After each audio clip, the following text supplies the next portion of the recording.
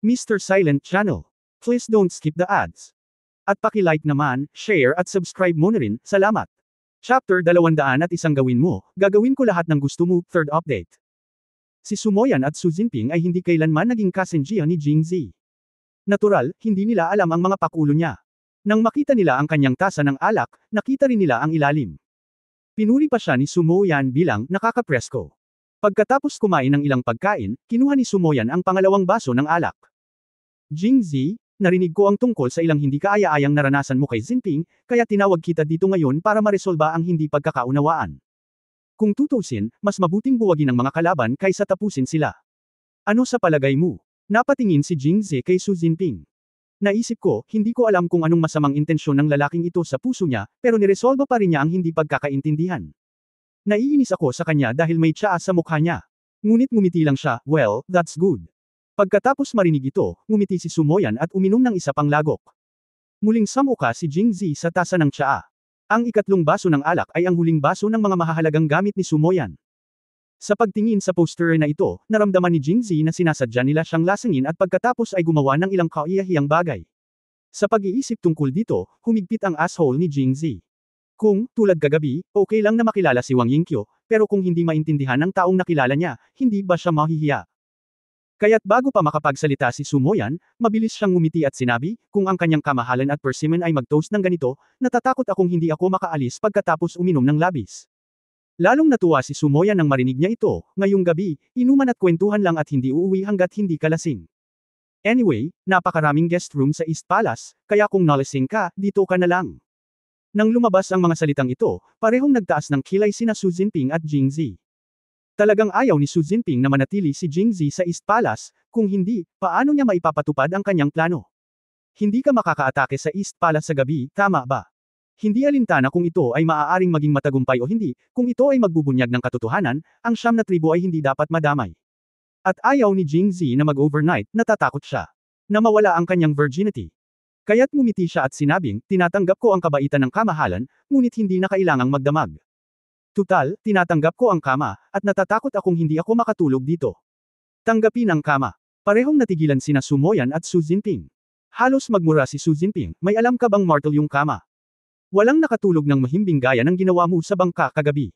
But he wanted to echo, Your Highness, some people are very serious about sleeping outside. Totoong hindi sila makatulog sa labas. Wag na nating pahirapan si Mr. Jing. Okay kung ganoon. Nag-isip sandali si Sumoyan at pagkatapos ay sinabing, huwag kang matakot. Kung talagang lasing ka, hihilingin ko kay Lianro na padalhan ka ng kotse para ihatid ka pabalik. Oo, kamahalan. Si Feng Lianro sa tabi niya ay nagmamadaling sumagot, ngunit muling sumimangot si Su Jinping. Kung may pinadalhan si Sumoyan, paano siya ma-frame? Sa hindi inaasahang pagkakataon, tumanggi si Jingzi, tinatanggap ko ang kabaitan ng kanyang kamahalan, ngunit magpapadala na lang ako ng karwahe at hihilingin sa aking kaibigan na ibalik ako. Naisip kaagad ni Sumoyan si Hanhan sa katabing silid.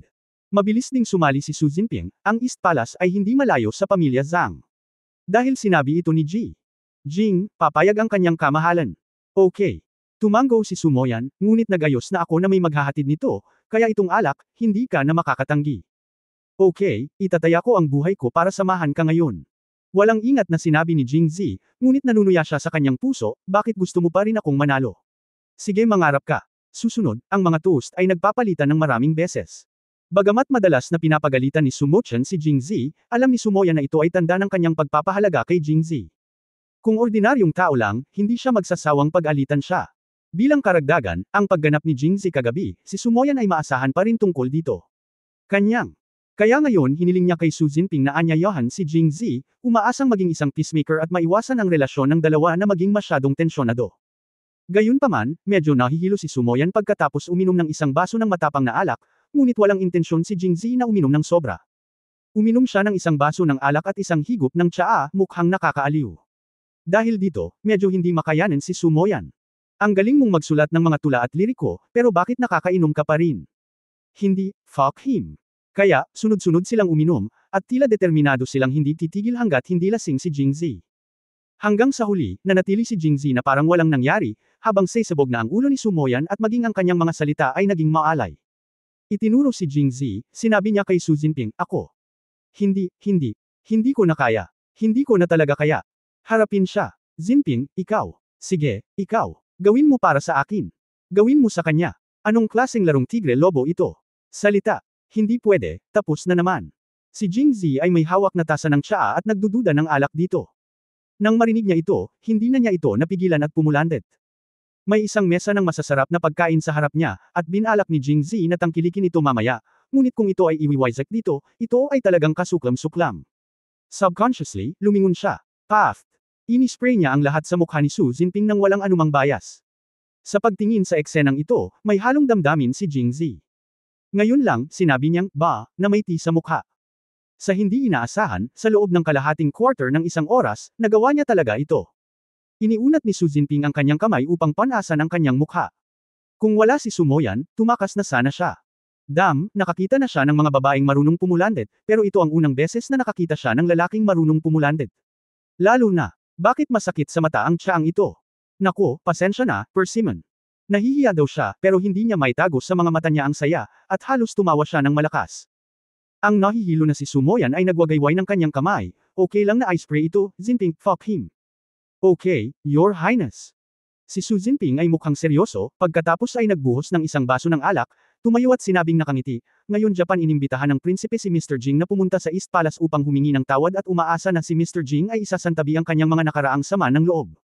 Nang makarating siya sa mesa ng alak, natural na umaasa siyang makikipag-inuman ng maayos kay Mr. Jing.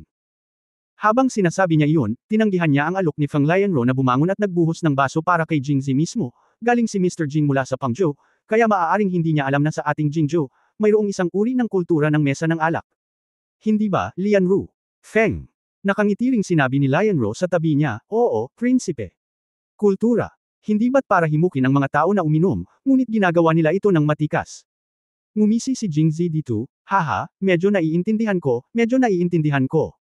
Kung naiintindihan mo ng kaunti, hindi mo naiintindihan, di ba? Tapos ngayon, bibigyan kita ng leksyon, Mr. Jing. Tila may mga taong mula sa iba't ibang mundo talaga. May generation gap.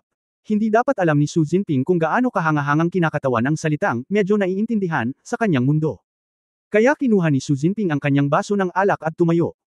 Sa table ng alak, kailangan muna nating lumikha ng isang kapaligiran. Tumingin kay Jingzi, na walang tigil na kumakain ng nakayuko ang kanyang ulo, inilibot niya ang kanyang mga mata at ibinuka ang kanyang bibig, paano ka mabubuhay hanggang 79 kung kumain ka lamang at hindi umiinom? Alak. Saglit na natigilan si Zi, ngunit hindi niya inaasahan na si Xu Jinping ay hindi masyadong matalino at patuloy na nagsasabi ng parehong dirty talk. Okay, dahil sinabi ni Persimmon, maaari kong inumin ang baso ng alak na ito hanggat gusto ko. Nagre-refresh. Ininom ni Xu Jinping ang lahat sa isang lagok, lumingon at nakitang ibinaba ni Jingzi ang baso pagkatapos lamang ng isang higup, at agad na nagdilim ang kanyang mukha. Bumaba ka na. Chapter 202 Chapter 201 Young Village Leader, tumakas. Ika-4 na update. Mr. Jing, hindi ka ba medyo hindi makatwiran? Habang sinasabi niya iyon, binaliktad ni Xu Jinping ang kanyang baso ng alak at ipinakita ito kay Jingzi. Walang natira kahit isang patak ng alak. Pinunit ni Jingzi ang mga binti ng manok habang pinipiga ang isang pangungusap mula sa pagitan ng kanyang mga ngipin, na puno ng karne. Ano ang hindi tunay tungkol dito? Pinag-toast kita ng inumin, pero ininom ko lahat, pero hindi mo ito ininom. Sa tingin mo ba authentic ito? Ito ay tunay na tunay, ngunit ito ay kulang sa marka. Makulat itong ginaya ni Jingzi. Matandang Jingzor, kung tutuusin, sinabi ko sa iyo ng maaga bago tayo uminom. Sinabi mo sa akin ng maaga. Ano ang sinabi mo? Biglang naalala ni Xu Jinping ang pangungusap na, maaari mong gawin ang anumang gusto mo sa akin. Tila, talagang walang mali, walang ingat. Hindi naman sa hindi matapang ang ating hukbo, ang kalaban ay masyadong tuso. Umiling si Xu Jinping at nagpas siyang magsimulang muli. Okay, ito ay ang unang tasa, ang pangalawang tasa.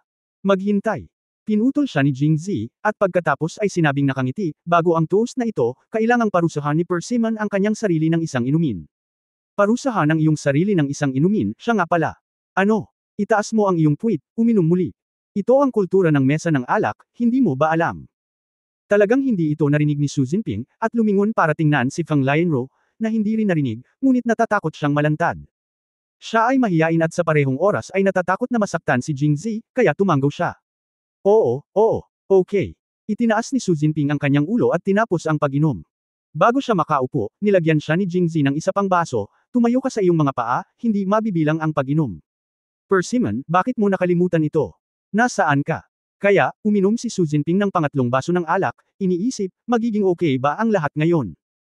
Sa hindi inaasahang pagkakataon, itinuro siya ni Jingzi, pagkatapos ay itinuro ang kanyang sarili at si Sumoyan at sinabing, halika at maupo sa gitna. Siguradong marami kang alak. Nakakatuwa. Si Sumoyan, na labis na nainom, ay pumalakpak ng kanyang mga kamay at nakalimutan ang tungkol dito. Inutusan niya si Su Jinping na pumunta kay Guan Jingzhe, ngunit tumalikod siya at nagrebelde. Jinping, inumin mo yan dali, gusto ko pa ring marinig. Naramdaman ni Su Jinping na siya ay dinaya, ngunit wala siyang pagpipilian kundi inumin ito. Pero hindi niya alam na simula pa lang ito ng isang bangungot. Sumunod, sinimulan siyang bambahin ni Jingzi ng dirty talk. Ang alak ay pagkain. Kung mas marami kang inumin, mas bata ka. Pagkatapos ng isang baso, ang alak ay gawa sa pagkain. Kasalanan ang hindi inumin. Isa pang baso. Ang alak ay ang tubig ng Yi River.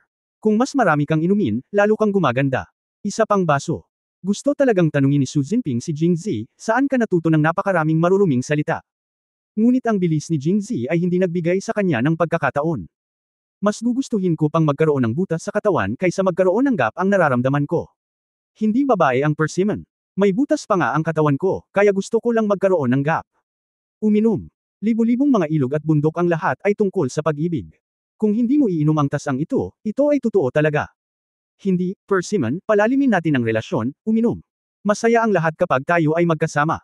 Kaya dapat tayong uminom ng maigi, persimmon. May balak ka bang uminom muli ng tasang ito? Su Jinping subconsciously gustong uminom muli, ngunit ang kanyang katawan ngunit siya ay wala na sa ilalim ng kontrol ng kanyang utak, at ang kanyang mga talukap ng mata ay nagsimulang lumaban. Sa sumunod na sandali, hindi na siya nakahawak at nahulog sa mesa. Bago siya bumagsak, ang natitira na lang sa isip niya ay masarap maging lasing ng ganito, at least may alibay siya. Column, Jingzi. Hoy, persimmon, huwag mong isipin na maaari mong ihinto ang pag-inom sa pamamagitan ng pagpapanggap na tulog. Bumangon ka at uminom. Hindi nasisiyahang hinimok ni Jingzi. Si Feng Lianru, na tahimik sa tabi niya, ay tumayo at nagsabi, Master Jing, mangyaring huwag pahirapan si Prinsipe Jin. Siguradong lasing na talaga siya. Tumingin si Jingzi sa kanya at direktang sinabi. Dahil hindi ka pa nagsasalita, hindi ka dapat matakot uminom. Mr. Feng, paano na tayo pupunta? Nagulat si Feng Lianru at ikinaway ang kanyang mga kamay para humingi ng tawad. Kahapon, si Jingzi, ang Diyos ng Langit, ay bumaba sa lupa at nagsulat ng mga tula at liriko upang ipakita ang kanyang kaligrapya. Hindi niya ito nakita, ngunit natutunan niya ang mga kasanayan ni Jingzi sa pagsusulat ng limerick upang hikayatin ang mga tao na uminom. Kung ang isang tao ay maaaring pumatay ng dalawang tao, paano siya mangangahas na mamatay? Master Jing, mangyaring iligtas ako. I caught inumin. Bagamat hindi pa nahimite si Sumoyan, halatang nagdedeliryo siya at nagsimulang magsalita ng walang kaparirikan. Young Master Jing, tingnan mo, ang kanyang kamahalan ay umiinom din ng sobra. Paano kung huminto tayo dito ngayon? Okay. Sumang-ayon si Jingzi, ngunit tila hindi nasisiyahan. Mapait na ngumiti si Feng Lianru sa kanyang puso. Silang dalawa ay nagdaos ng isang piging at naghanda upang patumbahin ang iba, ngunit siya ay nahulog. Nakakahiya talaga. Mr. Jing, mag-aayos ako ng karwahe para sa iyo. Hindi na kailangan, ang paglalakbay ay hindi pa rin malayo, maaari tayong maglakad pabalik at kumain. Sabi ni Jingzi, tinatapik ang kanyang nakaumbok na tiyan. Okay. Nang makita ang matino na hitsura ni Jingzi, hindi na pinindot ni Feng Lianru at pinaalis sila sa East Palace. Ngayon ay ika-16 ng Agosto. May isang lumang kasabihan na ang buwan sa ika-15 araw ay 16 na bilog. Kagabi ay nagpapanggap lang siyang sinasampal sa mukha at nangungopya ng mga tula. Wala man lang oras si Jingzi para humanga sa ika-15 buwan, kaya kusa niyang tinanggihan ang alok ni Feng Lianru na paalisin siya sa isang karwahe, sa pag-aakalang mapapahalagahan niya ito sa pagbabalik. Buwan, bilang Mid-Autumn Festival. Pero gaya ng inaasahan, walang buwan ngayong gabi. Sa araw, ang kalangitan ay maganda, ang taglagas na hangin ay malutong, at ang araw ay sumisikat ng maliwanag. Ngunit sa gabi, isang malaking piraso ng madilim na ulap ang hamihip mula sa kung saan, na tumakip sa kalangitan ng mahigpit. Buti pa nung lumabas kami ng East Palace. Marahil para sa kaginhawaan ng inspeksyon, magkakaroon ng parol na nakasabit sa taas sa bawat ibang distansya. Hindi man masyadong maliwanag, hindi naman masyadong madilim kung tutuusin. Ngunit nang umalis siya sa kalye ng Donggang at lumiko sa eskinita sa tabi nito, ang totoong gabi ng sinaunang panahon ay ganap na tumambad kay Jingzi. Ito ay hindi masyadong madilim na hindi niya makita ang kanyang mga daliri, ngunit ito ay hindi mas mahusay. Hindi na halos makita ni Jingzi ang malaking mukha ni Hanhan. Hoy, kung alam ko, hiniling ko sa kanya na magpadala ng karwahe. Medyo nagsisi si Jingzi. Ang paglalakad sa mga kalye sa dilim kasama ang isang magandang babae ay isang uri ng estilo, ngunit ang pagsunod sa isang tanga ay magiging masyadong boring. Ang pagkakaiba sa pagitan ng dalawa ay kitang-kita, ang isa ay maraming trabaho, at ang isa ay walang gaanong kailangang gawin. Sa pag-iisip nito, namiss muli ni Jingzi si Wang Yingqiu. Pero umiling siya. Pagkatapos bumangon bukas, pumunta muna siya sa drugstore. Oras na para ayusin ang gamot na pampulakas ng bato at aphrodisiac. Kung hindi, saan siya mangangahas na pumunta sa iba? Nang makita si Jingzi na umiiling at bumantong hininga, tumingin din si Hanhan sa langit, ngunit biglang nanginig ang kanyang katawan. Batang pinuno ng nayon, bumalik tayo kaagad. Palagi kong nararamdaman na kakaiba ang gabing ito. Talaga. Ngumiti si Jingzi at gusto siyang asarin, nakarinig ka na ba ng isang mamamatay tao na gabi kapag madilim ang buwan at mataas ang hangin? Sa tingin ko ito ay halos kapareho ng ngayon. Sa sandaling matapos niyang sabihin ito, isang nakasisilaw na puting liwanag ang kumislap sa dulo ng eskinita, at agad na huminto ang dalawa. Kaagad pagkatapos, mahigit 12 itim na figure ang lumapit sa kanila na may nagniningning na mahabang kutsilyo. Ngumisi ang pinuno, napakamalas mo sa hinaharap. Iiwan kita ng isang buong bangkay mamaya. Kaya, hindi nagustuhan ni Jingzi ang mataas na profile na pambungad na pananalita, ngunit ang kabilang partido ay tila may malakas na puwersa ng pananakot, at wala man lang siya sa mood na magmura. Sa kabutihang palad, si Hanhan ay nasa kanyang tabi, at ang marangal na pangalawang amo ng Mangshan ay nagparamdam sa kanya ng higit na ligtas. Batang pinuno ng nayon, mapipigilan ko lang sila, at hindi ito magtatagal, kaya tumakas ka na lang. Frustration na sabi ni Hanhan. Kabanata 203 Kabanata 202 alin ang mas maganda? Unang update. Napangiti ang pinuno nang marinig ito. Tingin mo tumakas siya. Si Hanhan ay isang matapat na tao. Matapos mag-isip ng ilang sandali, umiling siya, ngunit sinabi pa rin, kahit na hindi siya makatakas, hanggat may hininga pa ako, hinding-hindi ko hahayaang hawakan mo si Xiaojai. Panginoon. Napakatapat na tagapagtanggol. Tumawa ang lalaki, nakikita ko na mayroon kang ilang mga kasanayan, at mukhang hindi ka miyembro ng sekta. Kung sumasang-ayon ka, maaari kong iligtas ang iyong buhay ngayon. Alam mo, kung kikilos ka talaga, walang makakapagprotekta sa iyo. Ang lalaking iyon ay casual na nagkomento sa kanyang buhay at kamatayan sa harap ni Jingzi, at hayagang ginawan siya. Si Jingzi ay agad na nagalit. Ang impyerno ay talagang walang laman, ang demonyo ay nasa mundo, maaari bang maging mas mabuti ang mundong ito? Ano ang dapat mong gawin upang masiyahan ang isang mahina na hindi marunong martial arts? Ang mundong ito ay puno ng pang-aapi sa mga mahihinang manok. Kailan ba talaga makakatayo ang mga mahihinang manok? Buti na lang, Hanhan pa rin ang Hanhan. Hindi, kahit mamatay ako, mamamatay ako kasama ang batang punong nayon. Habang sinasabi niya ito, mas na-appreciate ito ng lalaki. Tama na. Hindi kita hahayaang mamatay. Pagkatapos ay sinabi niya sa mga taong nakaitim sa likuran niya, humayo kayo, patayin siya, gumawa ng mabilis na desisyon. Kung tungkol sa hanggal na ito, ingatan ninyo siya. Oo, boss. Aniya, dalawang lalaking nakaitim na may dalang kutsilyo ay sumugod, at ang iba ay nakatayo sa likuran ng walang pakialam, na parang iniisip nila na ang pagpapadala lamang ng dalawang lalaki ay higit pa sa sapat. Batang pinuno ng nayon, tumakbo ka dali. Pipigilan kita sandali. Nag-aalalang sigaw ni Hanhan nang makita niyang hindi gumagalaw si Jingzi. Ayaw mong umalis, sa tingin mo magiging duwag ako. Sa oras na ito, masyadong galit si Jingzi. Maaari mo bang isaalang-alang ang aking nararamdaman? Kung tutusin, ako ang bida. Ngunit pagkatapos ay bumantong hininga siya sa loob. Pagdating niya sa Jingzhou, wala siyang nagawa, pero ilang beses siyang nakatagpo ng mga assassinations. Ngunit sa kabutihang palad, sa tuwing makakatagpo siya ng panganib, ang kanyang minamahal ay palaging nakasuot ng asul na langit na dawas na damit at may hawak na asul na langit na espada. Bumagsak mula sa langit. Nakakalungkot na pumunta siya sa Jinxi ngayon, at maaaring kailanganin niyang iligtas ang sarili niya ngayon. Maghintay. Sabi ni Jingzi, kinuha ito sa kanyang bulsa.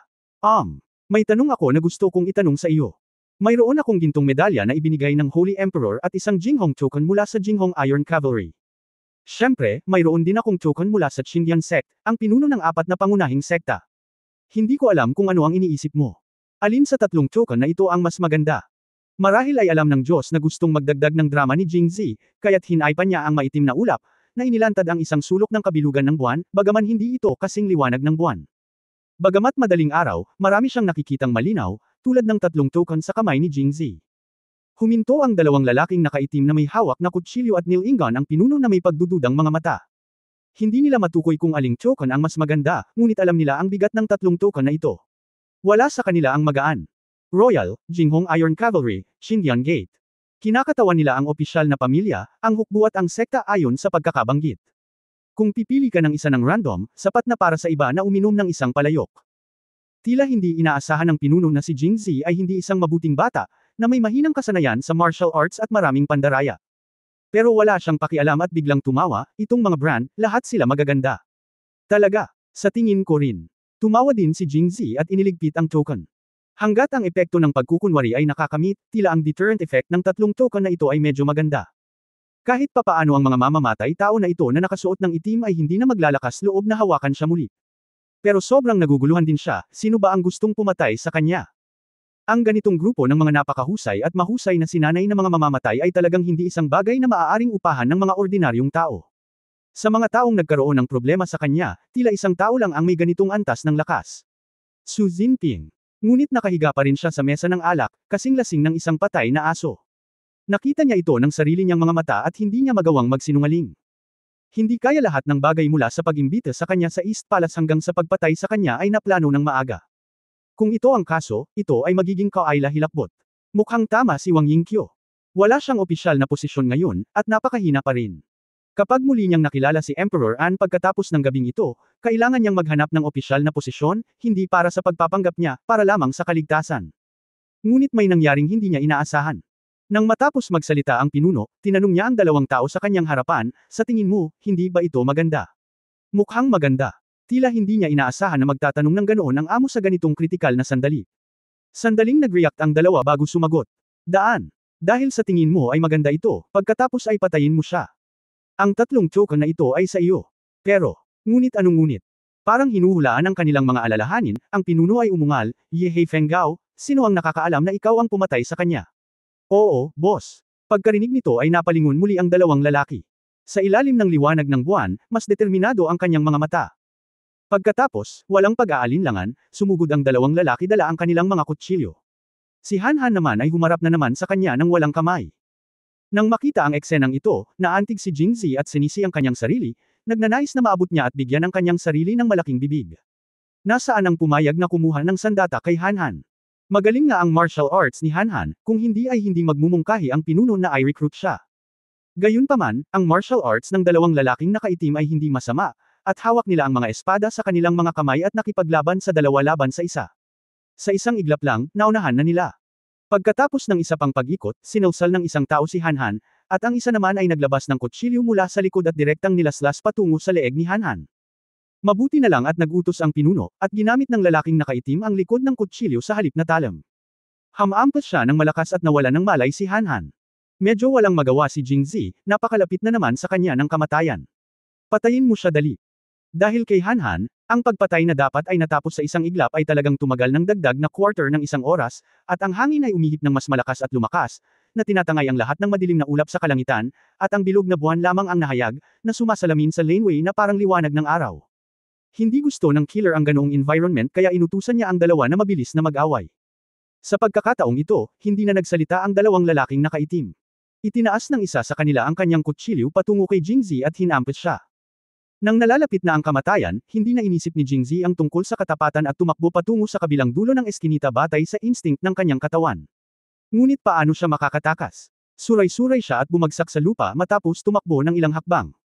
Kaagad pagkatapos, ang maliwanag na espada ay dumating sa kanyang ulo. Isang kritikal na sandali, sa pagitan ng buhay at kamatayan. Ipinikit ni Jingzi ang kanyang mga mata, at ang lumitaw sa kanyang isipan ay ilang mga kakaibang imahe, na may mga figurang nakita niya mula sa panahong naglalakbay na dumaraan na parang mga klip ng pelikula. Ding! Biglang umalangaw-ngaw sa kanyang tenga ang tunog ng pag-aabot ng mga armas ngunit wala siyang naramdamang sakit.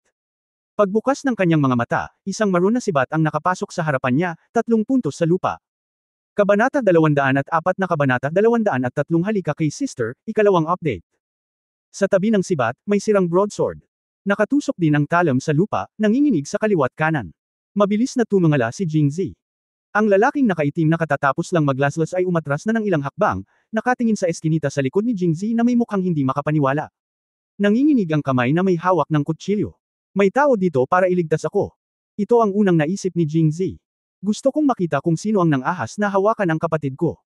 Ang mga salitang ito ay parang kulog, sumasabog sa lupa. Kaagad pagkatapos, si Liu Jinghong, na nakasuot ng silver-white armor, ay dahan-daang lumapit at tumayo sa likod ni Jingzi. Nililipad ng hangin ang kanyang pulang balabal, na ipinarray sa kanyang puting nyebeng baluti, na tila babagay sa malamig na gabi. Jinghong Iron Cavalry, Liu Jinghong.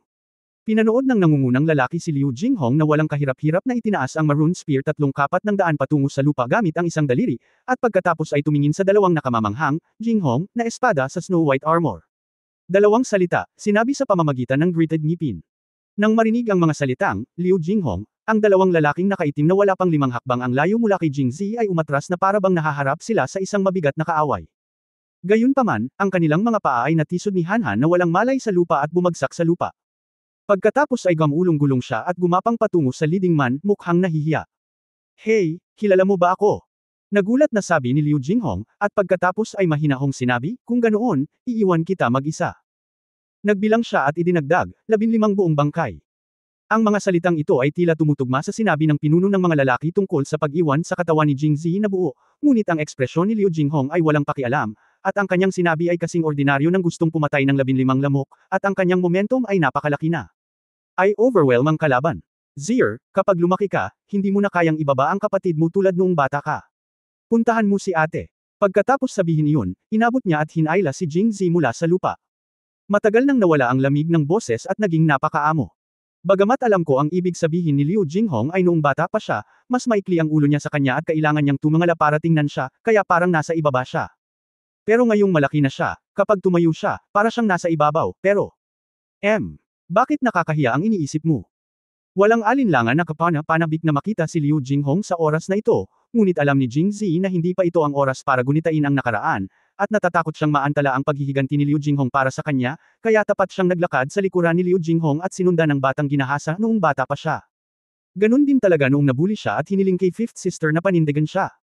Tila naisip ni Liu Jinghong ang eksenang ito, at tumingin muli sa kanya na may kaakit-akit na tingin sa kanyang mga mata. Nang lumingon siya, ang lamig na naman ng mga mata niya. Bagaman makapangyarihan si General Jinghong, hindi kami malambot na persimmon na kayang kurutin ng lahat. Gaya ng sinabi niya, itinuro ng nangungunang lalaki ang kanyang likuran, 15 tayo sa kabuuan. Kung gusto talaga nating lumaban, maaaring hindi atin si General Jinghong. Kalaban. Kung gayon ano? Sinulyapan siya ni Liu Jinghong at malamig na sinabi. Kung gayon, hindi natin kailangang mag-away at mauwi sa sitwasyon kung saan ang magkabilang panig ay nagdurusa. Wala tayong pinatay, kaya bakit hindi natin ito pabayaan? Kahit na ang tono ng mga salita ay napakalakas pa rin, ang nilalaman ng mga salita ay walang alinlangan na nagpahayag ng isang salita. Duwag. Oo, ang kanilang 15 pumatay, na hindi mas mahina kaysa kay Hanhan, ay talagang sumuko ng harapin si Liu Jinghong mag-isa. Mukhang card face, ang tawag dito. Tumingin si Jingzi sa likod ni Liu Jinghong at naisip iyon. Tama, pero hindi ako pumayag. Ang mga mata ni Liu Jinghong ay tumama sa lahat na parang kutsilyo, na nagpang-inig sa lahat. Bakit? Napabuntong hininga ang leading man. This time natakot na talaga siya. Hindi lang siya natakot kay Liu Jinghong, kundi natakot din siya sa napakalaki, nakakakilabot at nakalulungkot na mga kabalyero sa likod niya. Kung sila ay pinupuntirya, ang buong Angwo ay hindi magkakaroon ng lugar upang tumayo. Bukod dito, sa Angwo, hindi mahalaga kung ito ay ang maharlikang pamilya, ang hukbo o ang sekta, hindi nila pipiliin na sakta ng Jinghong Iron Cavalry para sa iilan sa kanila. Bakit? Ngumiti ng nakakaloko si Liu Jinghong, ang sinumang nagbabanta sa aking seer ay dapat mamatay. Habang sinasabi niya iyon, pinaputok niya ng kidlat ang sibat sa kanyang kamay, at tanging isang sigaw ng, ang kanyang narinig. Kanina lang hawak niya ang kutsilyo at tatagteren na sana si Jingzi. Ang lalaking nakaitim ay tinusok ng sibat ang kanyang dibdib sa oras na ito, at umagos ang dugo. Naramdaman na lang ni Jingzi ang pagkurap sa kanyang mga mata, at hindi niya napansin na umalis na si Liu Jinghong. Master, nakakatakot talaga. Ang 15 mamamatay ay biglang naging 14. At walang aura ng isang mamamatay tao, siya ay parang 14 na nanginginig na batang kalye. Gayunpaman, ang mga mamamatay tao sa kalye ay mamamatay din. Kapag nanganganib ang kanilang buhay, lahat sila ay nagtataas ng kanilang mga patalim na para bang nahaharap sa isang mabigat na kaaway. Talaga bang makikipaglaban ka hanggang sa mamatay ang isda at masira ang lambat? Umiling si Liu Jinghong at mahinahong sinabi, hindi, ang isda ay namatay ngunit ang lambat ay hindi nasisira. Ikaw lang. Umiling muli si Liu Jinghong at Ninishan. Dahil narinig mo ako, malamang na narinig mo rin na si General Jinghong na nakauniporme sa labanan ay hindi nag-iisa. Sa lalong madaling panahon, lumabas ang mga salitang ito, namutla ang mukha ng leading man. Oo, paanong si General Jinghong, na nakasuot ng baluti, ay nakapasok sa Beijing ng mag-isa. Pagkatapos, lumitaw ang isang eksenang nagpalamig sa 14 na mamamatay tao. Sa magkabilang dulo ng eskinita, isang madilim na grupo ng mga horseback riding team ang nakitang nagmamarcha na magkahawak kamay. Huminto sila mga 20 hakbang ang layo sa kanila. Sa ilalim ng liwanag ng buwan, ang salitang, Jinghong, sa itim na baluti ay mukhang partikular na nakasisilaw. Hindi sila umimik, hindi sila bumababa, at hindi man lang sila humawak ng mga armas sa kanilang mga kamay. Tahimik lang silang nakatayo, ngunit pinaramdam nito sa mga tao ang sobrang solemna at marilag. Ang paghahambing ng mga tao sa iba ay haantong sa kamatayan, at ang paghahambing ng mga kalakal sa mga kalakal ay haantong sa pagtatapon. Ang 14 na pumatay na ito ay pumatay ng maraming tao at nakakita ng maraming dugo. Karamihan sa mga tao ay hindi makayanan ang amoy ng dugo sa kanilang mga katawan. Karaniwan, kapag nakita sila ng ibang tao, matatakot sila hanggang sa mamatay. Ngunit sa pagharap sa mga kabalyeryang ito, sila ay naging ordinaryong tao. Oo, ang Jinghong Iron Cavalry ay pawang mga mandirigma na lumaban mula sa mga patay. Ang dugong nakita ng mga pumatay ay ganap na iba sa pool ng dugo na kanilang nakita. Tahimik silang nakaupo sa kabayo, ngunit ang mga pumatay ay pinagpapawisan na sa kaba. Ito ay tinatawag na deterrence, ito ay tinatawag na fear from death. Gayunpaman, nang huminto ang mga kabalyerya, lahat sila ay tumingin kay Liu Jinghong na parang isang masunerang maliit na tupa. Hindi sila gumawa ng isang hindi kinakailangang kilusan at hinintay na lamang na magbigay ng utos si Liu Jinghong. Nagbago ang isip ko. Biglang bumantong hininga si Liu Jinghong, binigyan kita ng pagkakataon, ngunit nakipagkasundo ka sa akin. Hindi ko ito gusto, kaya patayin silang lahat, walang iwanan na bangkay. Boss, anong gagawin ko? Nagsalita ang isang killer, si Aihang. Gusto mo bang? Matapos marinig ito, tila nagliwanag ang mga mata ng lahat, ngunit nang marinig nila ang susunod na pangungusap, muling bumagsak ang kanilang mga puso sa ilalim. Mag-iwan ng buong katawan. Oo, sa harap ng Jinghong Iron Cavalry, paano magkakaroon ng anumang puwang para sa paglaban? Mas mainam na huwag magpumiglas at iwanang buo ang katawan. Nagkatinginan ang lahat, pagkatapos ay itinaas ang kanilang mga espada at nagpakamatay. Kabanata 205 Kabanata 204 ang nagseselos na Fifth Sister, Third Update. Sa pagtingin sa eksenang ito, napatulala si Jingzi. Ngayon lang siya gustong patayin ng gayong kahanga-hanga at mayabang na mamamatay tao, ngunit ngayon ay hindi man lang niya naisip na lumaban, at talagang nagpakamatay sa pinaka-humble at kasuklam-suklam na paraan. Tapos gamaan ang pakiramdam niya. Para sa kanya, ang mga mamamatay na ito ay tiyak na nakakatakot, ngunit paano magiging pareho sa kanila ang Jinghong Iron Cavalry? Kung ang pagkakaiba sa lakas ay hindi masyadong desperado, sino ang gagawa ng ganoong bagay? Ang mga mamamatay na ito ay nagpakamatay sa mismong lugar, na lampas sa inaasahan ni Liu Jinghong, at siya ay sumimangot. Noong una ay gusto niyang panatilihing buhay ang ilan para sa huling interogasyon. Pagkatapos ng lahat, kumpara sa pagliligtas kay Jingzi, ang pag-alam sa mga pasikot-sikot ng mga mamamatay tao na ito at ang pag-iwas sa mga problema sa hinaharap ay mas magpapapanatag sa kanya. Wang De, tingnan mo. Oo, General. Itinagilag ni Jingzi ang kanyang ulo at sinipat ang pangalan. Oo nga, ang representante general ang sumunod kay Liu Jinghong sa Mang Mountain. Sa oras na ito, bumaba siya sa kanyang kabayo at maingat na sinusuri. Kasama ang pumatay. Pagkatapos niyang tapusin ang inspection, sinabi niya, General, walang mga espesyal na marka sa mga taong ito. At sa paghusga mula sa pag-uugali ng mga taong ito ngayon, medyo katulad sila ng mga nasa hukbo natin. Kasabay nito, ang kanilang kung fu ay may ilang bakas ng sekta. Sabi mo sila na. General, nanghuhula lang ang mga nasasakupan ko. Walang ebidensya. I really dare not make any inferences. Alam na alam ni Wang De kung ano ang ugali ng kanyang general. Nang makita ang malamig na liwanag na kumikislap sa kanyang mga mata, mabilis siyang nagpaliwanag ng malakas dahil sa totoo lang ay natatakot siya na baka maging mapusok siya. Pagkatapos ng lahat, ang kabilang partido ay hindi isang mabuting tao. Kung walang ebidensya, maaari lamang siyang magdusa ng isang pagkawala. Huminahon si Liu Jinghong, pagkatapos ay tumingin muli kay Jingzi, Zir, alam mo ba kung bakit gustong patayin ka ng mga taong ito? Umiling si Jingzi. Saglit na nag-isip si Liu Jinghong at pagkatapos ay nagtanong, Zir, saan mo balak pumunta sa ganoong kalalim na oras? Sino ang nakakaalam? Fifth Sister, His Royal Highness is hosting a banquet in the East Palace tonight, but it's just that Prince Jin the Prince, Su Jinping, is the host. Katatapos ko lang ng banquet at nagmamadaling bumalik. Kaya, sinabi ni Jingzi kay Su Jinping ang lahat tungkol sa festival pagkarating sa Jingzhou, at pinag-usapan din ang kanyang mga hula, ngunit idinagdag sa dulo. Isang pangungusap, ngunit talagang lasing si Su Jinping ngayon. Paglabas ko, natutulog pa siya. Su Jinping. Sabi ni Liu Jinghong sa nagngangalit na mga ngipin nang marinig niya ang pangalan. Bagamat wala siyang gaanong alam tungkol kay Prinsipe Sumoyan, narinig niya na maganda ang reputasyon at pag-uugali nito, at hinding-hindi niya gagawin ang ganoong bagay. Gayunpaman, ang pamilya ng Jin Prince ay puno ng mga maling gawain, at sila ay nauugnay sa pamilya Jing. Ang awayan ng dugo, at pagkatapos ay iniisip ang tungkol sa mga kakaibang kasanayan ng mga killer na ito na nakaitim, ang lahat ng ito ay tila ipinaliwanag. Nang makita ang pagbabago sa ekspresyon ni Liu Jinghong, tila nahulaan ni Wang De kung ano ang gusto niyang gawin, at mabilis na sinubukan siyang hikayatin. General, ang pinakamahalagang bagay ay ebidensya. Sa pakikitungo sa maharlikang pamilya, kung walang katibayan, ang lahat ay walang kaparirikan. Walang pakialam si Liu Jinghong. Itinuro niya ang 15 bangkay sa lupa at sinabing, magpadala ka ng mag-impake ng mga ito. Magagamit ako bukas. Oo, General. Lumingon si Liu Jinghong at hinawakan ang kamay ni Jing Zi. Malambing na sabi, Zier, uwi na tayo. Pagkaalis ng dalawa, hindi makapaniwala ang mga kabalyernong nasa likuran nila. Ang kanilang matigas para bakal na si General Jinghong ay talagang nakakapagsalita ng malumanay. Noong kasama ko si Han, walang bituin. Nang dumating si Liu Jinghong, agad na naubos ang buwan. Marahil, ito ang alindog ng mga babae. Nakakaawa lang si Han. Sa tuwing makakasalubong niya ang isang malakas na kalaban, siya ay mawawalan ng malay. Inutusan ni Liu Jinghong ang mga kabalyerya na ibalik siya.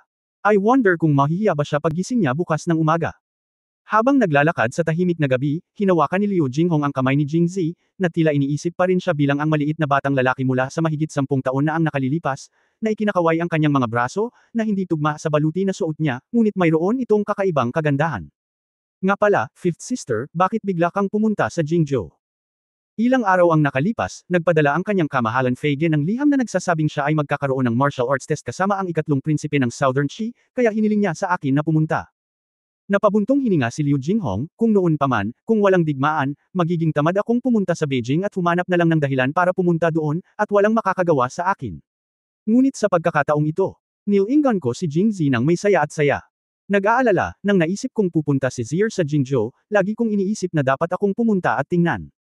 Nagkataon na nagkaroon ako ng pagkakataong ito, kaya lumapit ako. Buti na lang at dumating ako, kung hindi, baka nasa panganib si Zier ngayon. Nang marinig ito, nagulat si Jing Zi. Nasaan ang ilan? Natatakot akong matapos na ang lahat. Hindi naman. Umiling si Liu Jinghong at tumingin kay Jing Zi, nakakilala ka ba ng babaeng may magaling na martial arts sa Jingzhou City? Ngayon lang. May isang babae na lihim na nagpoprotekta sa iyo. Handa siyang kumilos, ngunit huminto siya nang makita niya akong dumating. At tila hindi siya nagtitiwala sa akin. Naghintay siya hanggang sa makita niya ang mga mamamatay na iyon, bago dahan-daang nagpakamatay.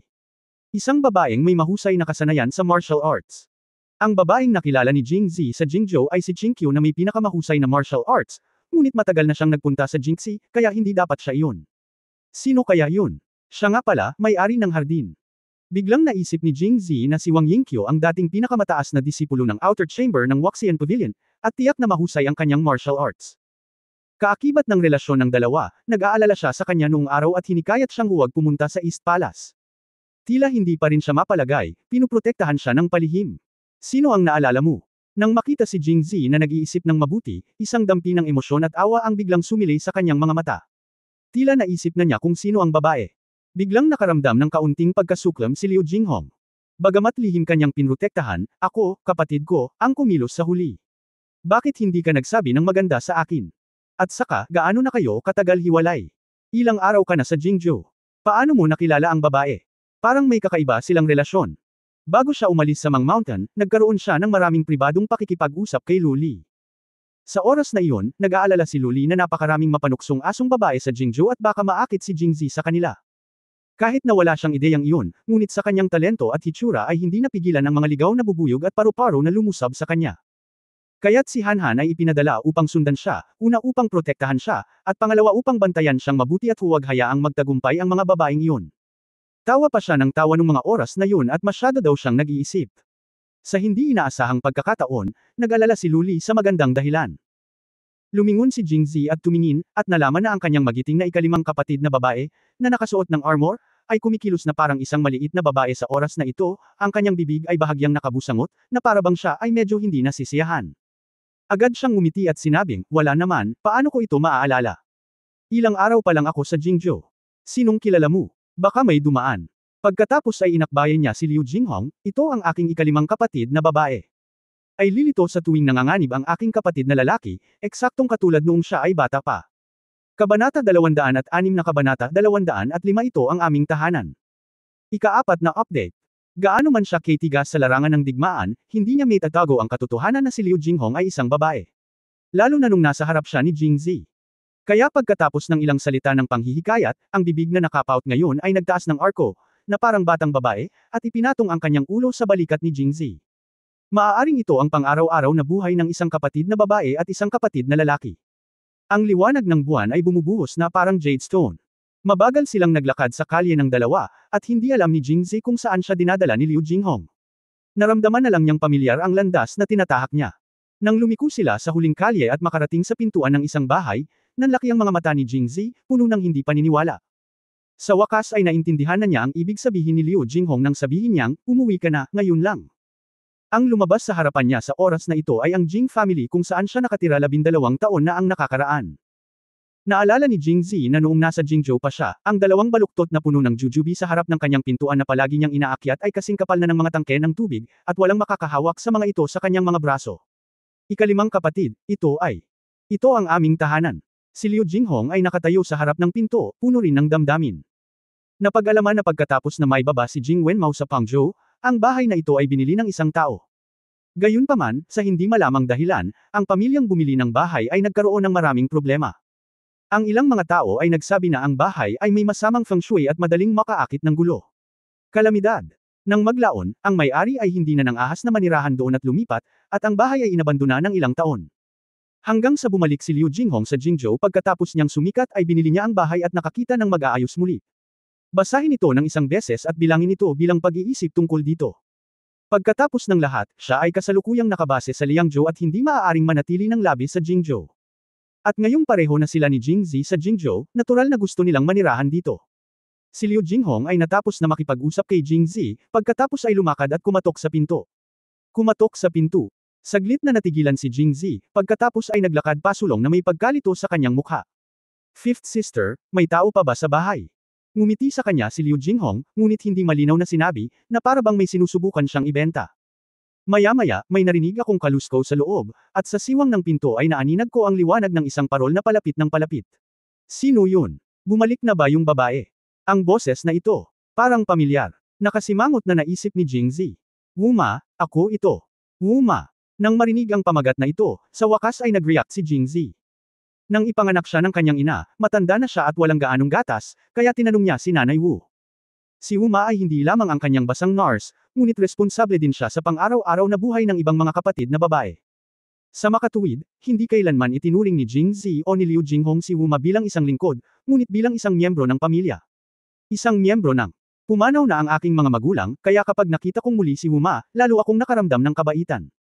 Sa pamamagitan ng tunog ng paglangit-ngit, binuksan ang pinto.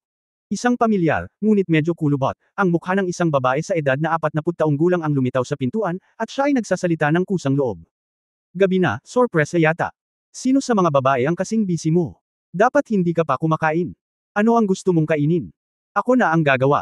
Nang marinig ang pamilyar na chat na ito, nagkatinginan ang dalawa at ngumiti. Hindi lamang sila nakaramdam ng inis, ngunit sila ay napaka-friendly. Nang marinig ni Jingzi ang mga salitang, other ladies, naisip niya, tila si Zhou Xining ay naririto tuwing weekdays, ngunit tiyak na hindi siya maaaring maging, other, ibig sabihin, darating din ang ibang mga kapatid na babae, hindi ko alam. Kahit sino. Wuma, tingnan mo sino ito. Natapos magsalita si Wu Maria. Pagkatapos ay napagtanto niya na may isang binata na nakatayo sa tabi ni Liu Jinghong na mas matangkad sa kanya ng kalahating ulo. Magka-holding hands ang dalawa na para bang B-people. Nagulat si Wu Maria. Ang kanyang binibini ay sa wakas ay natagpuan ang kanyang iba pang kalahati. Dahil pandak siya, mabilis siyang umatras at saka tumangala para tingnan kung ano ang hitsura ng bagong tiyuhin. Ngunit nang makita niya ng malinaw ang hitsura ni Jingzi, natigilan siya. Nagsimulang manginig ang kanyang bibig, at natagalan siya bago magsabi ng isang salita, ito ba, ang young master ba? Wuma, ako ito, Zir. Ang lahat ng pamilyar na mga eksena sa alaala ay lumabas ng sabay-sabay, at kahit isang manlalakbay ng oras ay hindi makatiis. Pero ang sarap ng pananabik. Hindi na napigilan ni Jingzi ang kanyang namamagang mga mata. Mabilis siyang lumapit at niyakap ang ina ni Wu, at napaiyak silang dalawa.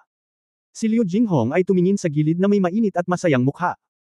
Ngumisi siya at gusto niyang ngumiti sa napakagandang tanawin, ngunit pagkatapos ng mahabang panahon ay hindi niya magawang ngumiti. Sa halip, sumakit ang ilong niya, at lumakad din siya paarap at niyakap silang dalawa, umiiyak. Pagkaraan ng hindi kilalang tagal, bumantong hininga si Liu Jinghong at tumayo, umuwi muna tayo, baka mamaya marinig ito ng mga kapitbahay at isipin na may nangyari. Tumayo si Jingzi at tinapik ang balikat ng ina ni Wu. Sabay kaming pumasok sa bahay. Sa ilalim ng maputlang liwanag ng buwan, nakita ang mga kasangkapan sa bakuran, at ang mga sulok ng mga mata ni Jingzi ay muling sumakit. Hindi gaanong naiiba ang bakuran noong bata pa siya, ngunit ang puno ng osmundos sa gitna ng bakuran ay tumatayog na sa ulap. Tumayo si Jingzi sa ilalim ng puno, nakaramdam ng kaunting emosyonal. Natatandaan ko pa na sa tuwing sasapit ang panahon na ito, ang aking mga kapatid na babae ay umaakyat sa puno ng mabangong osmundos na ito at naiuyugyug ang isang puno ng matamis na mabangong osmundos para sa akin. Nangako rin ako sa aking mga kapatid na babae na ipagpag ko ang isang puno ng matamis na mabangong osmundos para sa iyo kapag lumaki ka na. Pagkatapos ay itinuro niya ang puno ng kahoy na kasing kapal ng yakap, pero tingnan mo itong puno ngayon, hindi mo na matitinag, hindi mo na kayang umakyat pa.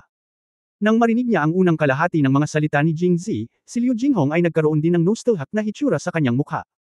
Matapos marinig ang ikalawang kalahati ng pangungusap, muling tumaas ang kanyang bibig. Kung ayaw mo, kahit isang puno ng osmundos na kasing laki ng bisig mo ay maaari mong iling. Pero kung determinado ka, maaari mong iling ang isang buong bakuran ng mga puno ng osmundos kahit na walang puno ng osmundos. Sa pagtingin sa mayabang na hitsura ni Liu Jinghong, si Jingzi ay lubos akong nagdududa kung saan nagmula ang kanyang mapagpasyahan at nakakatakot na aura sa larangan ng digmaan. Wala naman talaga, okay. Kung walang mga puno ng osmundos at may mga bulaklak ng osmundos sa bakuran, ano ang kaguluhan? Pero wala siyang lakas ng loob na sabihin iyon, nagpatuloy lang siya sa pag-smirk at saka pumasok ng bahay. Matapos makapasok sa bahay, hindi na makapaghintay ang ina ni Wu na tanungin si Jingzi kung kumusta na siya nitong mga taon. Nang marinig niyang wala na ang Jings at ang kanyang asawa, napaluha ang ina ni Wu. Ang mundong ito ay hindi patas. Ang mabubuting tao ay hindi nabubuhay ng matagal, ngunit ang masasamang tao ay magdudulot ng kaguluhan sa libu-libong taon. Natural na alam ni na Jingzi at Liu Jinghong kung sino ang tinutukoy ng masamang tao at nanlamig ang kanilang mga mata. Wu Ma, ang mabubuting tao ay maaaring hindi mabubuhay ng matagal, ngunit ang masamang taong ito ay hindi na makakasama sa loob ng ilang araw. Siya, mayroon ng malaking puot sa kanyang likuran. Matapos makapasok sa Beijing, maraming beses siyang nalinlang ni Xu Jinping. Kung hindi siya naghiganti, si Lian Jing ay si Zi mismo ay hindi na makakayanan. Tinuring pa rin sila ng ina ni Wu bilang mga bata. Habang sinasabi sa kanila na huwag magulo, tinanong niya sila kung kumain na ba sila.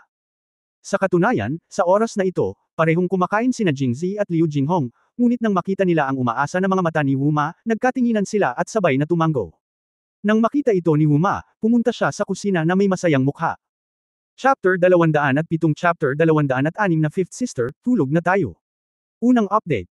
Dahil gumabi na, imposibleng gumugol si Wu Ma ng maraming oras sa paghahanda ng maraming pagkain. Simple lang din ang nilutong kanin, puro gulay at egg noodles sa malinaw na sopas, pero puno ito ng matinding lasa ng pagkabata. Halimbawa, si Jingzi ay nakakain na ng napakaraming delicacy sa East Palace sa gabi, at ang kanyang tiyan ay umbok.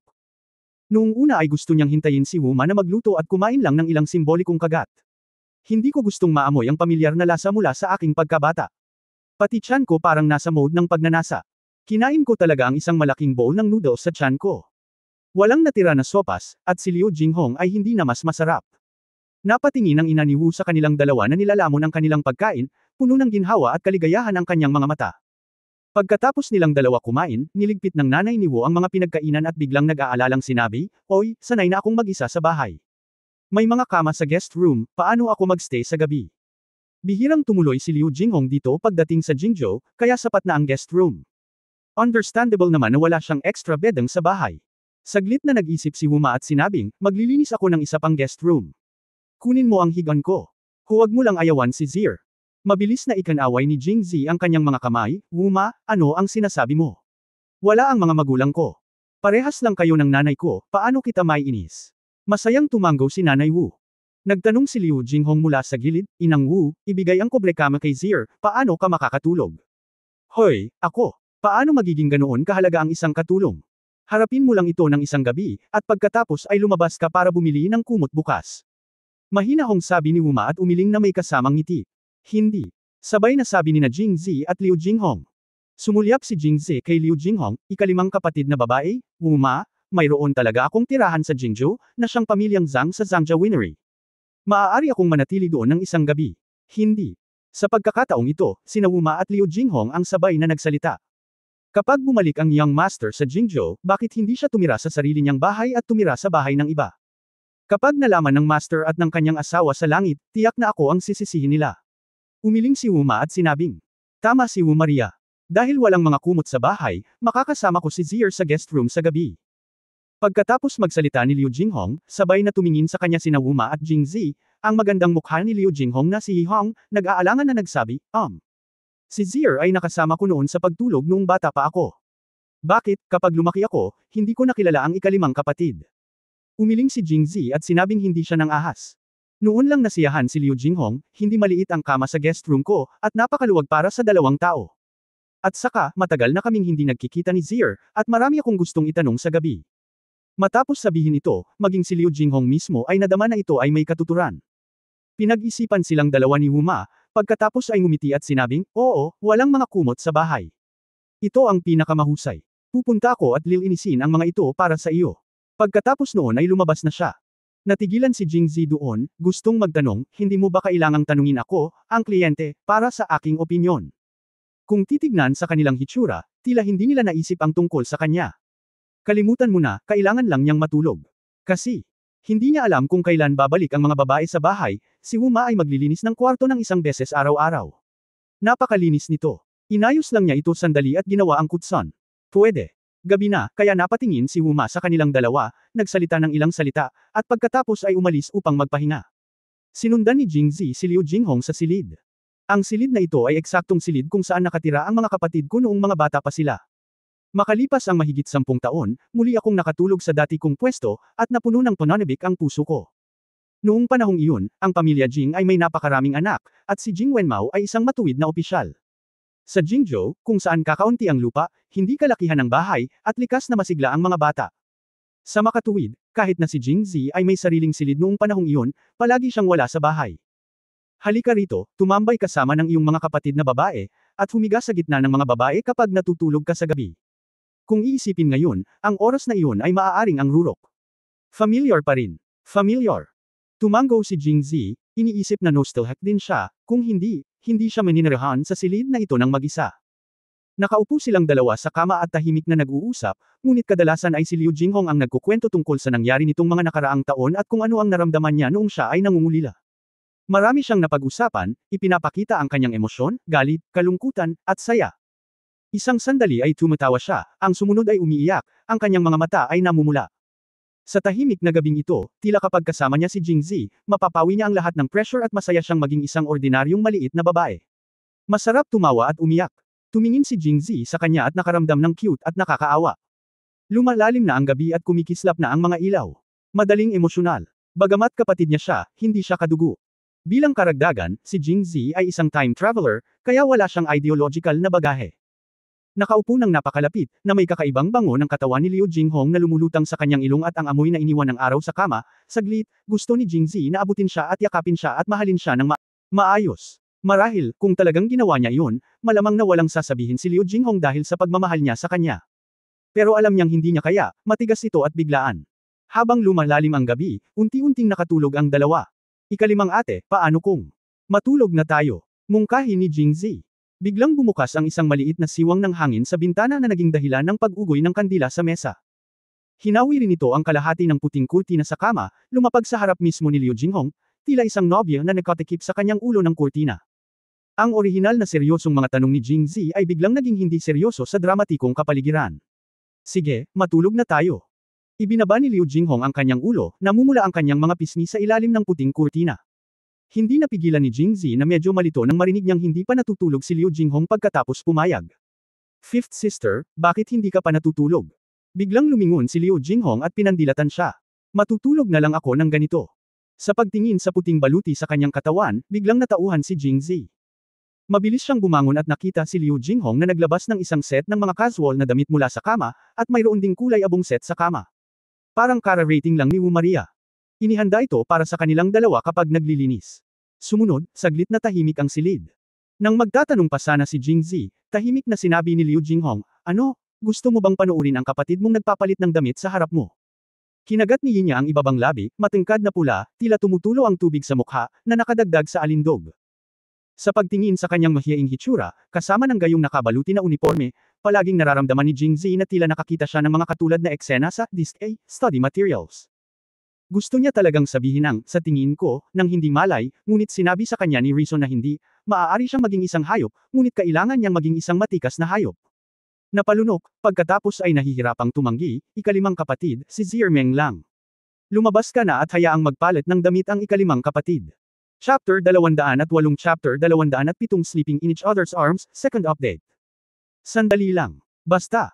Habang si Jingzi ay tumalikod upang lumabas, ang boses ni Liu Jinghong ay narinig sa kanyang likuran. Tumalikod ka na lang.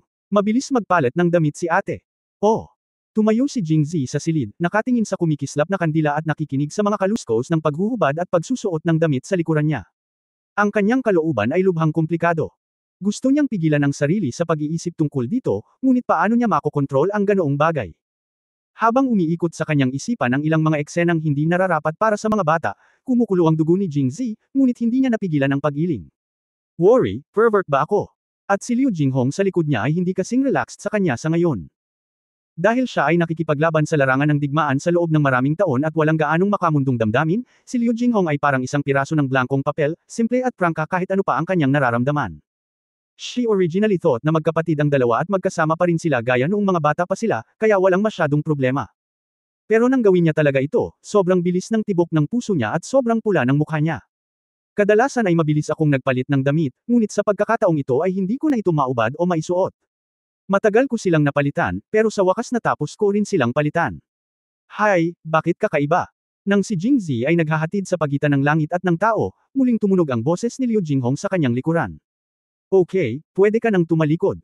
Bahagyang yumuko si Jingzi, inipit ang kanyang puwitan, at dahan-daang lumingon sa kakaibang poster na parang isang rocket na naghahanda sa paglulunsad. Anong ginagawa mo? Nalilitong tanong ni Liu Jinghong. Hindi, medyo masakit lang ang likod ko pagkatapos ng matagal na pagkakatayo. Habang sinasabi niya iyon, sadyang iniunat ni Jingzi ang kanyang kamay para suportahan ang kanyang baywang. Sumulyap si Liu Jinghong sa kanya, medyo nag-aalala, hindi maganda ang iyong baywang sa murang edad, kaya ano ang dapat mong gawin? Si Jingzi ay natigilan at natakot sa lugar. Ikalimang kapatid, ang sakit sa likod na sinasabi ko ay hindi ganoong sakit sa likod, ngunit ang uri ng pananakit ng likod. Gumagawa siya ng random gestures habang nagsasalita, at hindi na ito maintindihan ni Liu Jinghong. Anong klaseng sakit sa likod? Natigilan kaagad si Jingzi. Sa isang malakas na karakter tulad ni Liu Jinghong, malamang na hindi siya magkakaroon ng ganoon kalalim na pangunawa. Dapat ngayon lang siya naguguluhan. Kaya humajejek siya at sinabing, wala lang, basta-basta na lang sabihin, fifth sister, hindi mo kailangang seryosohin. Pagkatapos ng biro, tumayo siya ng tuwid. Pagod lang ako. Okay na ako. Tumango si Liu Jinghong, at pagkatapos ay gumaan ang pakiramdam. Tumayo siya at inabot sa kanya ang isa pang set ng damit sa kama. Pagkatapos ay tiningnan ni Jingzi si Liu Jinghong na nagpalit ng damit. Pagkatapos ng lahat, hindi ito ang kanyang oras. Walang mga bagay tulad ng mga sexy na pijama. Nang magpalit ng damit si Liu Jinghong, nakasuot lang siya ng maluwag na casual na damit ng babae, na hindi naman sexy. Gumaan ang pakiramdam ngayon ni Jingzi, kung hindi ay mas mahirap para sa kanya ngayong gabi. Matapos matanggap ang mga damit, nagkatitigan sina Jingzi at Liu Jinghong at natigilan sa pwesto ng mahabang panahon. Bakit hindi mo pa suotin? Tanong ni Liu Jinghong. Si Jingzi ay malapit nang umiyak. Alam mo kung paano tumalikod sa akin kapag sinusuot mo ang iyong mga damit. Bakit ka nagkukunwaring nalilito pagdating mo sa akin? Ikalimang kapatid, kailangan kong magpalit ng damit. Baguhin.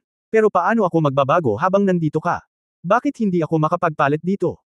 Pinaligaw pa kita noong maliit ka. Hindi nakaimik si Jingzi. Alam mo ba noong bata ka pa? Pwede bang pareho yun? Kaya't sinabi niya na may malungkot na mukha, ikalimang kapatid, bakit hindi ka rin lumingon?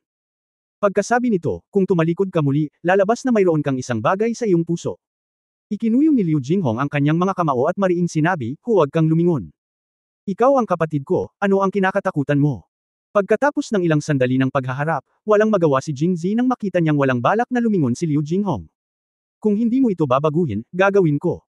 Nang makita si Jingzi na tumalikod at nagsimulang tanggalin at haburin ang kanyang mga damit, sa wakas ay wala ng lakas ng loob si Liu Jinghong na manood, kaya mabilis siyang humiga sa kama, sumailalim sa kubrekama, at tinakpan ang kanyang ulo. Pagkaraan ng ilang sandali, inangat niya ang kanyang ulo nang marinig niya ang bigong boses ni Jingzi. Bakit ka nakasuot ng pambabae? Ito pala na pagkatapos magpalit ni Jingzi, natuklasan niya sa kanyang trahedya na siya, isang matandang lalaki, ay talagang nakadamit bilang isang babae. Pero kung iisipin mo, maiintindihan mo. Sa pamilyang ito, maliban kay Huma, lahat tayo ay magkakapatid.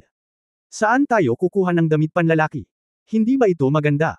Nakahiga si Liu Jinghong sa kama, tinitingnang mabuti ang arm pillow, at nakangiting sinabi. Pagkatapos ay naramdaman niya na siya ay naiinis at nagpout, at saka, madalas mo itong suotin noong bata ka. Nasaan ang aking mga damit? Bilang isang bata muli, si Jingzi ay hindi nakaimik at nagagalit. Biglang nagningning ang mga mata niya at napangiti ang gilid ng bibig niya. Hindi mo ba gustong pag-usapan ang tungkol sa iyong pagkabata? Kaya, humakbang siya patungo sa kama at sinabi habang naglalakad, naaalala ko noong bata pa ako, palagi akong natutulog kasama ang aking kapatid na babae sa aking mga bisig. Bago pa makapag-react si Liu Jinghong, nasa kama na si Jingzi. Pagkatapos ay itinaas niya ang kubrekama at humiga sa kama, at pagkatapos, isang pares ng malalaking kamay ang pumulupot sa kanyang likod at niyakap si Liu Jinghong sa kanyang dibdib. Agad na nagsara ang utak ni Liu Jinghong at ang kanyang katawan ay naging lubhang naninigas. Kasabay nito ang pagbilis ng pintig ng kanyang puso, pagbilis ng kanyang paghinga, at pag-init ng kanyang katawan. Hoy, bakit ang hot ni Fifth Sister? Nagulat si Jingzi, dahil ang kanyang kamay ay nakayakap pa rin sa likod ni Liu Jinghong sa sandaling ito, at napakahusay niyang idiniin ang kanyang noo sa noo ni Liu Jinghong gamit ang pamamaraang ginamit niya noong siya ay bata pa. Nagtama ang kanilang mga mata, nagsalubong ang kanilang mga hininga. Ang distansya sa pagitan ng mga labi ay malamang na wala pang ilang pulgada. Ipinikit ni Liu Jinghong ang kanyang mga mata, at ang kanyang mahahabang pilik mata ay kumikislap, dahilan upang si Jingzi ay magkaroon ng gana na halikan siya. Umusad ang kanyang bibig, at tuluyang dumampi sa kanyang noo. Ikalimang kapatid, magandang gabi. Sinabi ni Liu Jinghong ng mahinang, pagkatapos ay iniunat ang kanyang kamay at inilagay ito sa kanyang dibdib, ipinatong ang kanyang ulo sa kanyang puso at kanyang baba, nakikinig sa kanyang paghinga. Katulad ng itsura niya noong bata pa siya. Ang mga kandila ay nasusunog, at mayroong isang tiyak na mode. Sakto lang ang distansya ng dalawang tao. Nang masunog ang kandila hanggang sa huling patak ng langis ng lampara, nagdilim ang silid. Ang malagatas na puting liwanag ng buwan ay kumalat sa buong sahig sa pamamagitan ng sala-sala ng bintana, na ginagawang tahimik at maganda ang silid. Napakakomplikado ng mga iniisip ni Liu Jinghong. Ang eksena sa panahong ito ay halos kapareho ng noong bata pa siya. Bakit hindi na bumalik sa dati ang mood niya? Sa halip, nakaramdam siya ng emosyon. Dapat maging emosyonal, di ba? Naitanong niya sa sarili sa kanyang isipan, kung tutuusin, hindi pa naman siya naging ganito matapos mabuhay sa loob ng maraming taon. Zir, tulog ka na ba? Hindi. Kung hindi, bakit hindi ka matulog? Oh, Zir, tulog ka na ba? Matulog. Nagsasalita ka pa rin kahit tulog ka. Oh. Ang mga usapan ay katulad ng noong bata ako, siguradong na-overthink ko sila. Magandang gabi. Sa dilim, si Liu Jinghong ay ngumiti ng gusto. He took off all guard at nanlambot ang katawan niya. Mahigpit siyang yamakap sa mainit na yakap ni Jingzi, mahinang bamulong, at pagkatapos ay nakatulog. Sa oras na ito, binuksan ni Jingzi ang kanyang mga mata sa kadiliman at may sinabi sa kanyang puso. Magandang gabi. Chapter 209 na Chapter 208 hindi mo rin pala kaya. Ikatlong update. Ngayong gabi, masarap ang tulog ni Jingzi. At ito ay isang pakiramdam na hindi ko pa naramdaman sa aking nakaraang buhay. Noon ko lang naintindihan kung bakit mahilig matulog ang mga lalaki na may kasamang babae. Ito pala ay ganito. Pero paggising niya ay wala na ang dilag sa tabi niya. Si Liu Jinghong ay pumasok sa Jingzhou kagabi. Ngayon ay kailangan niyang pumunta sa palasyo upang magulat sa kanyang mga tungkulin at magmadali sa korte sa umaga. Nang bumangon si Jingzi, inihanda na ni Wuma ang pagkain. Pagkatapos kumain ng ilang salita kasama ang ina ni Wu, lumabas si Jingzi ng bahay. Marami pa rin ang naghihintay sa kanya. Paglabas na pagkalabas ay sinalubong agad siya ng malaking mukha. Damn it, bakit ka nandito? Tinakat mo ako. Si Hanhan ay binugbog, ang kanyang ilong ay nasugatan at ang kanyang mukha ay namamaga, ang kanyang mukha ay muling lumaki, at siya ay mukhang hindi maipaliwanag na masaya. Napakamot ng ulo si Hanhan sa kahihiyan, batang pinuno ng nayon, kakagising ko lang sa umaga. Narinig kong sinabi ng mga kabalyerya na nandito ka, kaya nagmadali ako. Nang makitang hindi nagsasalita si Jingzi, medyo nakonsensya si Hanhan. Hindi mapakali, young village master, hindi ka ba galit sa akin? Umiling si Jingzi, galit ako kay Hammer. Bakit sinaktan ni Hammer ang young village master? Napatulala matapos tumayo sandali, tinapik siya ni Jingzi sa balikat, okay, nakapagdesisyon na ako. Gagawa ako ng martilyo na sandata para sa iyo mamaya. Noong unang panahon, may palakol, ngunit ngayon ay may martilyo na. Pagdating ng dalawang tao sa kalye, hindi pa bukas ang tindahan ng panday, at saglit lang ipagpaliban ang pagmartilyo. Habang naglalakad, nakita ni Jingzi ang tindahan ng gamot sa kanyang harapan, at agad na naging interesado at naghanda na kumuha ng ilang supplement. Ang tindahan ng gamot na ito ay tinatawag na Dawn Drug Store. Napakalaki nito at ang pangalan lang ang nagmumukhang napakaganda. Ito ay may hitsura ng isang negosyong pag-aari ng estado. Maraming mga gamot sa loob at maraming tao ang nanunood at bumibili ng mga gamot. Lumingon si Jingzi, at pagkatapos ay tumakbo ang isang maliit na batang gamot. Master, anong kailangan mo? Tumingin si Jingzi sa paligid na may konsensya. Matapos matiyak na walang pumapansin sa kanya, bamulong siya, mayroon ba tayong katulad ng kaskota, actinolite, at epimedium dito? More in the officinalis at cyst anque disarticula. Matapos marinig ang pangalan ng gamot, ang maliit na batang gamot ay tumingin kay Jingzi mula sa itaas hanggang sa ibaba, at ang kanyang mga mata ay nagtagal sa kanyang pangatlo sa ibaba ng ilang segundo. Pagkatapos ay may kaunting pang-aalipusta sa kanyang mga mata, na parabang siya ay itinuturing na isang swinger na kapatid na karaniwang tumatambay sa mga romantikong lugar at nauubos sa alak at pakikipagtalik. Nahiya si Jingzi, at pagkatapos ay itinuro ng malabo ang tulalang Hanhan sa tabi niya, at bamulong, hindi ako, siya. Si Hanhan ay Hanhan, at hindi niya alam kung ano ang epekto ng mga gamot na ito. Akala ko nakita ni Jingzi na nasugatan siya at gustong bumili ng gamot para masustansya ang kanyang katawan. Ibinuka niya ang kanyang bibig at walang muwang nang umiti, ang batang punong nayon ay hindi kailangang bumili ng gamot, ayos lang ako. Okay lang ba talaga? Tapos kagabi ikaw. Sumulyap si Jingzi sa kanya, bakit tayong dalawa lang? Nahulog. Hinawakan ni Hanhan ang kanyang ulo at sinabing, hoy, medyo makapangyarihan sila, at may kasama silang mga lalaki, kaya hindi ko ito matiis. Ngunit huwag kang mag-alala, batang pinuno ng nayon, kung hahayaan mo akong pumunta ng isa-isa, hindi ito gagana. Huwag kang matakot sa kanya. Anong klaseng kalokohan ito? Isa laban sa dalawa. Tulong sa prop. Sobrang saya. Napakadaling maglaro ng ganito. Pakiramdam ng batang gamot ay bata pa siya at hindi na naglakas loob na makinig pa. Sinabi niya kay Jingzi, Guru, sandali, hahanapin ko ito, at pagkatapos ay nawala sa kabinet ng gamot. Nakangiti pa ring walang muwang si Hanhan, hindi alam kung ano ang iniisip ng ibang tao na mali tungkol sa kanya. Kuya Jing. Nang marinig ang pamilyar na pangalang ito, lumingon si Jingzi at sinabing may parehong ngiti, si Brother Joe pala. Si Zhou Jiwei ang nataman sa pulong ng tula noong nakaraang gabi. Nang makitang muli si Jingzi, halatang tuwang-tuwa si Zhou Jiwei. Lumapit siya at tinapik ang kanyang balikat at nakangiting sinabi, Kuya Jing, talagang pinaganda mo ako. Lumabas na pagkatapos ng pulong ng tula noong nakaraang araw, nabalitaan ni Zhou Jiwei na natagpuan ko si Jingzi na nakatira sa bahay ni Zhang at hinanap ko siya buong araw ngunit hindi ko siya makita. Maaga akong nagising kaninang umaga para mahanap siya, pero hindi ko pa rin siya mahanap. Sa hindi inaasahang pagkakataon, hindi sinasadyang nabangga nila ang isa't isa sa drugstore, at hindi sinasadyang narinig ni Zhou Jiwei ang ilang maliliit na sekreto tungkol kay Jingzi kanina lang, kaya hinayla niya si Jingzi sa isang sulok na walang nakatira at ngumiti sa kanya na may malaswang ekspresyon. Kuya Jing, gusto mo bang bumili ng aphrodisiacs? Napahiya si Jingzi, paano niya hinayaang marinig ito ng lalaking ito? Pagkatapos ay tumingin si Zhou Jiwei sa pandiya ni Jingzi at muling ngumiti ng malaswa, hindi mo magagawa. Damn it! Hindi ko magagawa iyon sa masamang ugali ni Jingzi, ngunit hindi mo masasabing hindi ko magagawa, kung hindi, hindi kita magiging kaibigan. Nagdilim ang kanyang mukha, at tatanggi na sana siya nang makita niya si Zhou Jiwei na nagsasabing may pagmamalaki sa kanyang mukha, kung gusto mo ng aphrodisiacs, mayroon ako dito. Hindi maganda ang kanilang aphrodisiacs, hindi kasing ganda ng sa akin. Nagulat si Jingzi sa una, at pagkatapos ay tuwang-tuwa. Kung sasabihin mong hindi ko kaya, magkaaway tayo. Kung hindi mo rin kaya, pwede pa tayong maging magkaibigan. Kuya Joe, hindi mo rin pala kaya. Natigilan si Zhou Jiwei saglit, pagkatapos ay umiling sa kahihiyan at seryosong tumingin sa kanya. Kuya Jing, kaya ko. Dahil kaya ko kaya hindi ko kailangan ang mga gamot na ito. Ibibigay ko sa iyo. Biglang naramdaman ni Jingzi na siya ay iniwan ng kanyang mga kaibigan. Halatang magkasundo tayo na hindi natin ito magagawa ng magkasama, ngunit ginawa mo lang. Huwag kang magsalita ng walang kaparirikan. Galit na sinabi ni Jingzi, kaya ko rin. Ngunit malinaw kong narinig na gustong bilhin ni Brother Jing ang mga aphrodisiac na iyon. Natarante si Zhou Jiwei, at ang sinabi mo lang, kaya hindi mo rin kaya, kung kaya mo, bakit mo ay dadagdag? Ang sabi ko pareho kayo ni Hanhan, at hindi rin niya magagawa.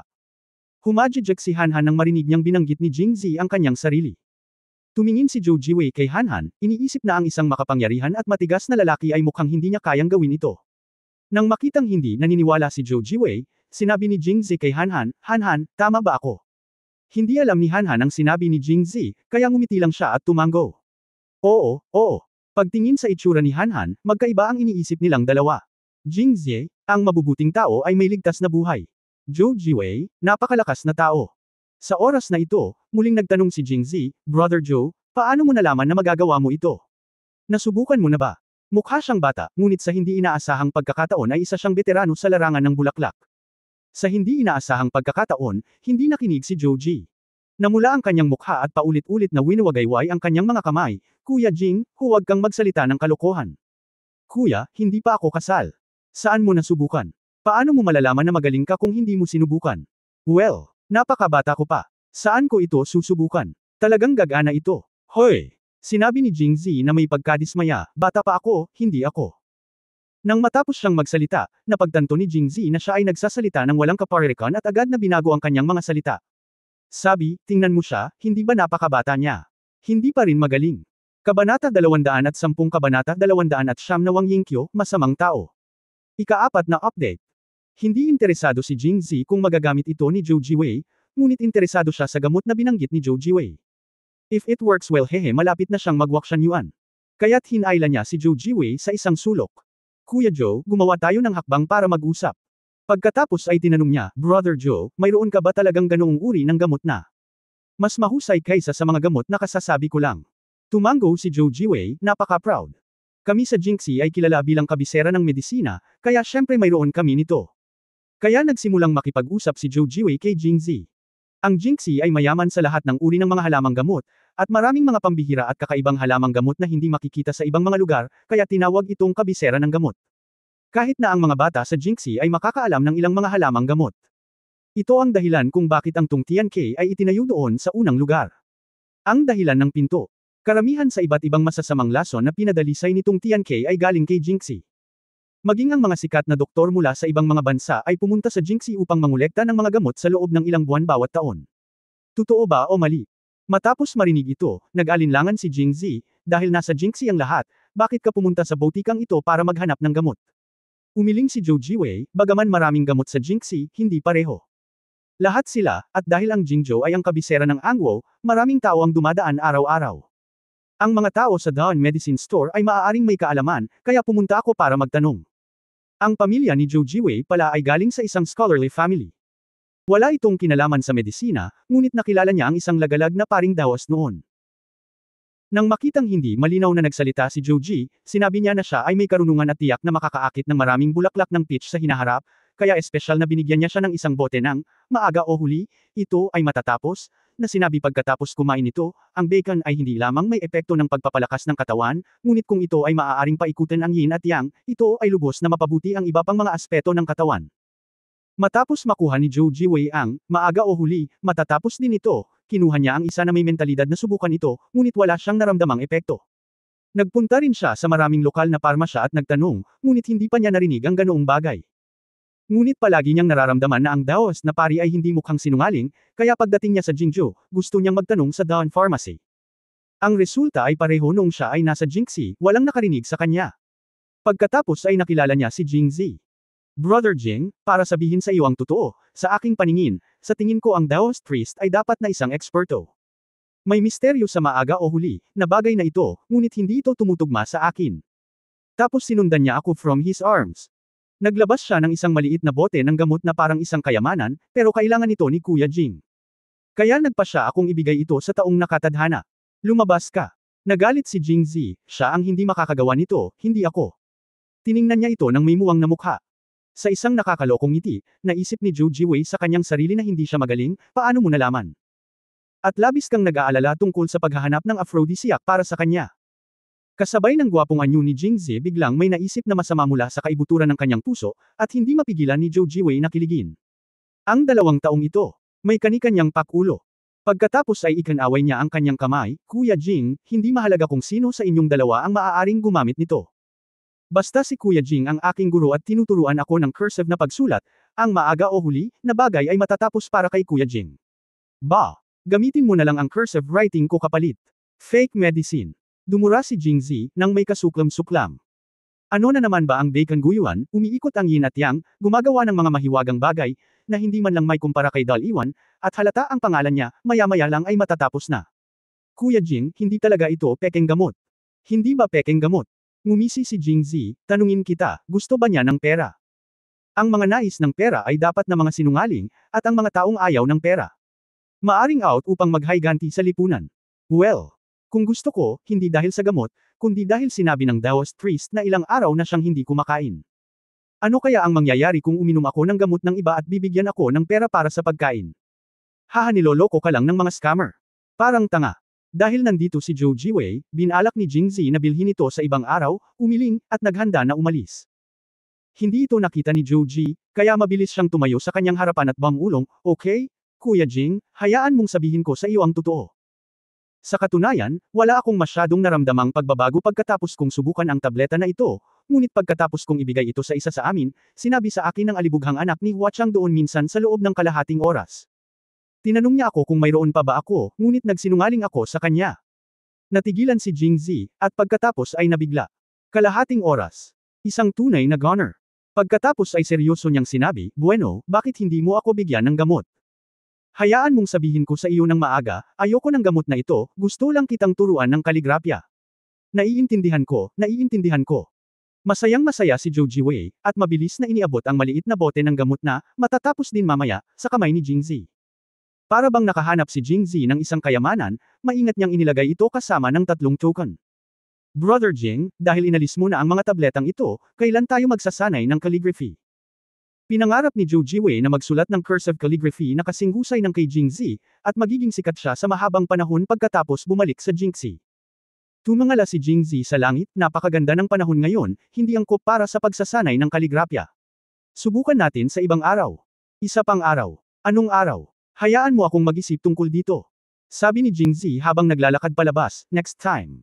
Definitely next time. Maging si Hanhan ay itinapon, at si Jingzi ay kusang nadulas. Ang destinasyon ni Jingzi ay Waxian Garden. Bagamat naramdaman niyang, matatapos din ito sa madaling panahon, ay hindi masyadong maaasahan, malamang na hindi magsisinungaling si Zhou Jiwei sa kanya. Dahil may nakain sa makong lalaking makakain ito sa loob ng kalahating oras, hindi na niya kailangan pa, at mabubusog na siya sa loob ng quarter ng 1 oras. Dahil gusto kong subukan ito, natural na gusto kong hanapin si Wang Yingqiu. Bago pumasok sa Waxian Garden, inilabas ni Jingzi ang bote ng gamot. Kung titignan ng mga itim na tabletop sa loob, hindi marami, mga 4 o 5 lang. Napakahalaga pa ba nila? Matapos mag-isip ng ilang sandali, ibinalik niya ito, hindi dahil sa nag-aatubili siya, ngunit dahil sa pagpapahalaga sa sarili ng isang lalaki.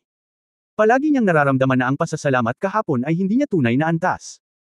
Plano niyang magsagawa ng comparative test mamaya, una para masuri kung ito ay totoo o peke, at pangalawa para masuri kung peke ang, maaga o huli, na gamot na ito. Simple lang din ang paraan, huwag lang munang uminom ng gamot, iinom ng gamot sa pangalawang pagkakataon, at ikumpara ang tagal ng panahon.